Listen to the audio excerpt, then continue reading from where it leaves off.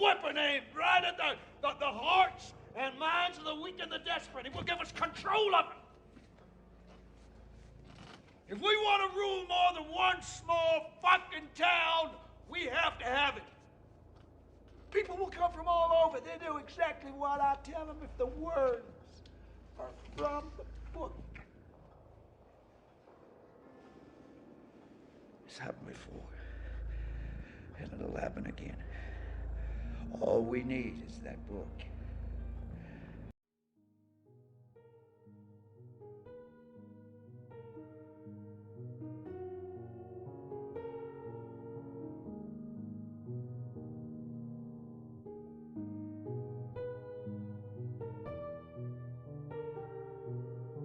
And so what I'd like to know is this: what events, what emotions in your life made Margaret Sanger a crusader for birth control? Well, Mr. Wallace, it's hard to say that any one thing has made one do this or that. I think from the very beginning, I came of a large family. My mother died young, 11 children. That made an impression on me as a child. I was a trained nurse, went among the people.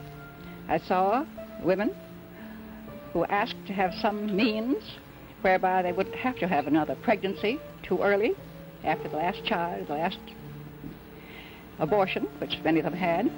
So there's a number of things that are one after the other that really made you feel that you had to do something.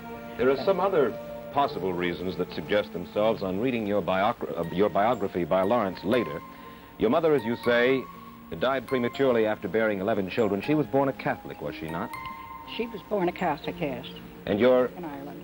Your father was a sort of a village atheist who clashed with church authorities, and because of his atheism, his earnings dwindled under community pressure. You and your brothers and sisters were known as, quote, children of the devil, end quote. Could it be then that, in part at least, you were driven emotionally toward the birth control movement because of antagonism toward the church, because that was a way to fight the church? No, I don't think I had anything of the kind in mind. I was what I would call a born humanitarian.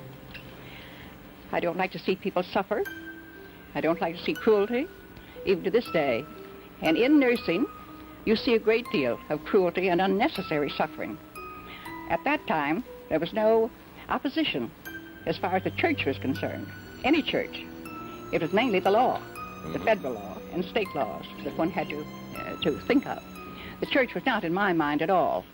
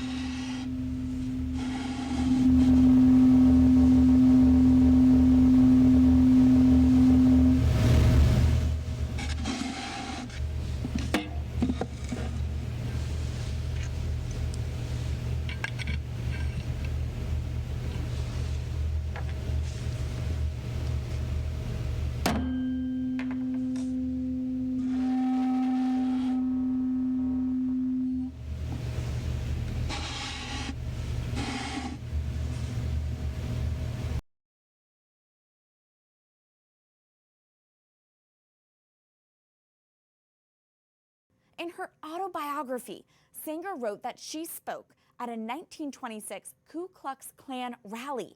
She characterized her lecture there as a success, writing, quote, "I believed I had accomplished my purpose," and that, quote, a dozen invitations to speak to similar groups were proffered. In a 1939 letter to Dr. Clarence Gamble, Sanger wrote that to expand her efforts, colored ministers should be hired to help them make their case. Here are her words. Listen to this. The most successful educational approach to the Negro is through a religious appeal. We don't want the word to go out that we want to exterminate the Negro population. And the minister is the man who can straighten out that idea if it ever occurs to any of their more rebellious members. This disdain for African Americans is not just a stain in the organization's past, it is ongoing in their work today. Black babies are aborted at a disproportionate rate in the U.S. population. According to the Centers for Disease Control, abortion rates in 2008 for non-Hispanic Black and Hispanic teenagers were 2 to 3 times higher than the rates for non-Hispanic white teenagers.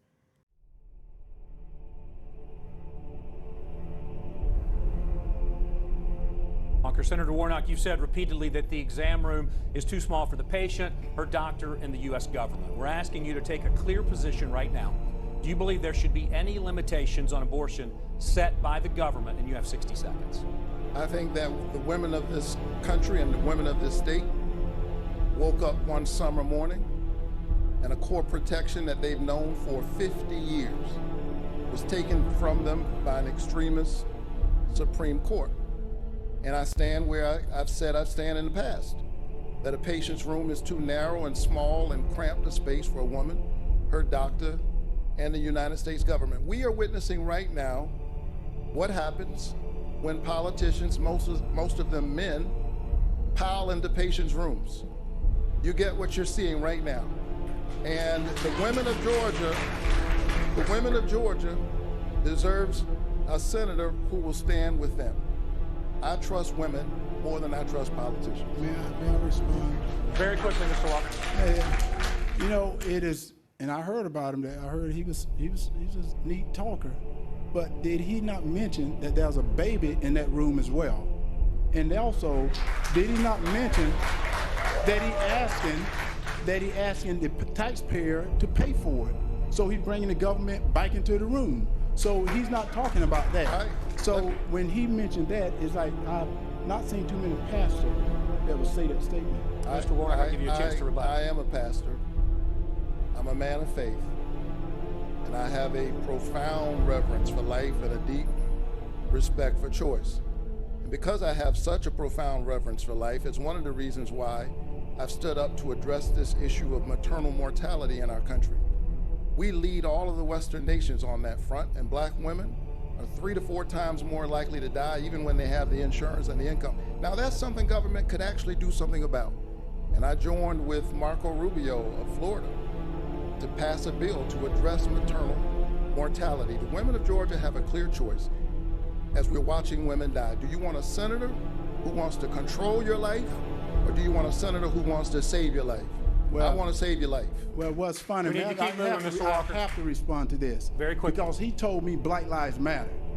And if you think about it, Senator, in Atlanta, Georgia, there's more black baby that is aborted than anything. So if Black Lives Matter, why are you not protecting those babies? And instead of aborting those babies, why are you not baptizing those babies? Mr. Warnock, or Senator Warnock, we'll give you a chance to respond to that. I think the women of Georgia have a clear choice. He says no exceptions, even in the case of rape, incest, or the life of the mother. I think that's extreme, is out of touch with Georgia, and I intend to do the work that senators can do. See, he didn't read the heartbeat bill, though. Wait, he didn't read the heartbeat bill. That there is exceptions for that in the heartbeat bill. So when he makes a statement that is untrue, and I do respect that, but Senator, you have to read that bill. A follow-up question for you, Senator Warnock.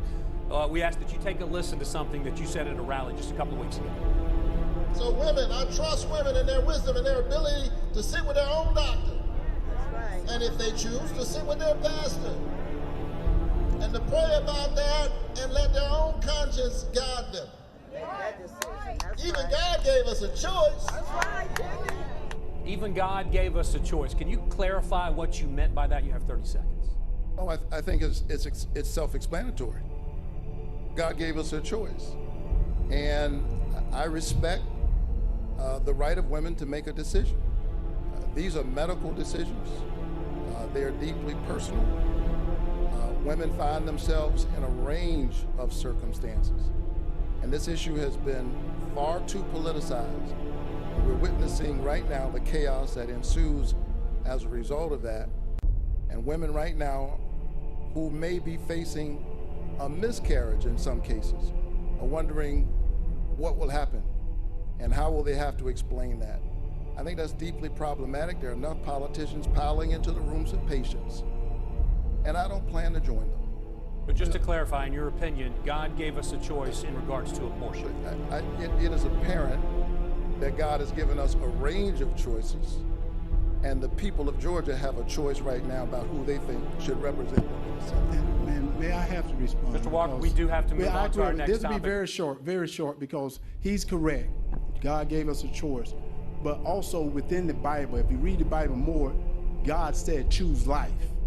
In the Bible, it says, I give you a choice. Just like Adam and Eve had a choice, but they chose death.